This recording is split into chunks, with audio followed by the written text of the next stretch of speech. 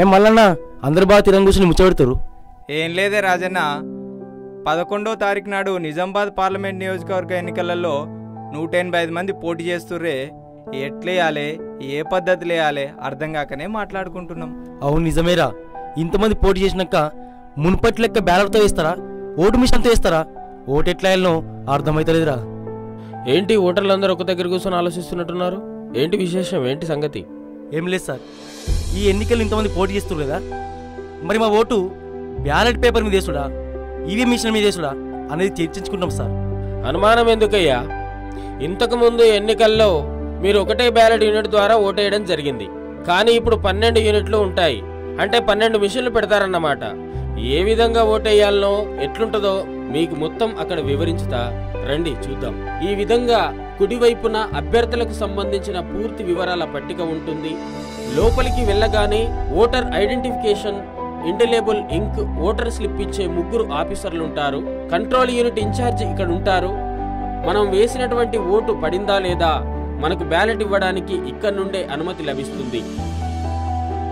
ఇది voting compartment లోకి మనం వెళ్ళబోతున్నాం. ఇందులో 12 ఈవీఎంలు, ఒక వీవీప్యాట్ ఉంటుంది. ఎడమ నుండి కుడివైపుకు 1 నుండి 6 ఈవీఎంల తర్వాత వీవీప్యాట్ ఉంటుంది. తర్వాత మిగతా 6 ఈవీఎంలు ఉంచుతారు. మనకు నచ్చిన అభ్యర్థికి ఓటు వేయగానే బ్లూ బటన్ కు ఎదురుగా ఉన్న ఎర్ర బల్బు వెలుగుతుంది.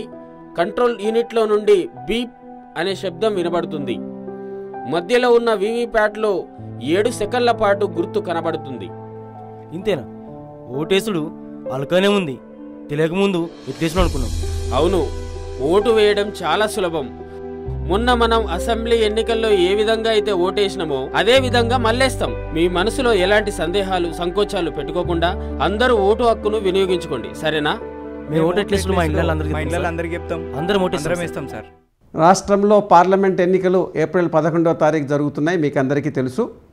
నిజామాబాద్ పార్లమెంట్ ఎన్నికను ఎలక్షన్ కమిషన్ చాలా ప్రతిష్టాత్మకంగా తీసుకుంది. మరి జిల్లా యంత్రాంగం, జగిత్యాల జిల్లా యంత్రాంగం మరి పటిష్ట ఏర్పాట్లు కూడా చేసింది. పోటీలో ఎంతమంది అభ్యర్థులు ఉన్నా ఓటు వేసే విధానం ఒకటే, అది ఎలక్ట్రానిక్ ఓటింగ్ యంత్రాల ద్వారానే, అసెంబ్లీ ఎన్నికల మాదిరిగానే అలాంటి ఏర్పాట్లు చేయటం జరిగింది. దయచేసి మీరందరూ ఓటు వేయండి, మీ ఓటుని సద్వినియోగం చేసుకోండి, తరలిరండి, ప్రజాస్వామ్యాన్ని బలోపేతం చేయండి. మరి గుర్తుంది కదూ, ఏప్రిల్ 11 పోలింగ్ రోజు. మీ జిల్లా కలెక్టర్.